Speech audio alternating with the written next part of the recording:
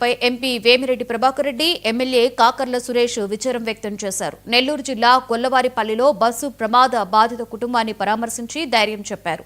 బాధిత కుటుంబాలకు అండగా ఉండేందుకు ఎంపీ 5 లక్షలు, ఎమ్మెల్యే 3 లక్షల రూపాయల ఆర్థిక సహాయాన్ని ప్రకటించారు.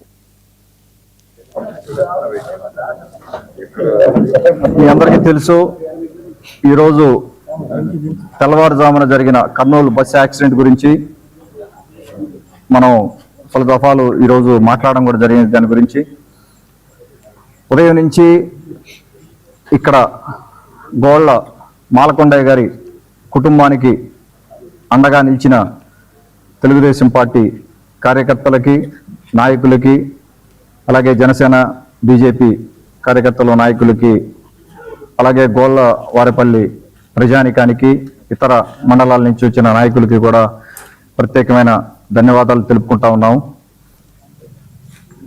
ఉదయం నుంచి మన గౌరవ ముఖ్యమంత్రి వర్యులు శ్రీ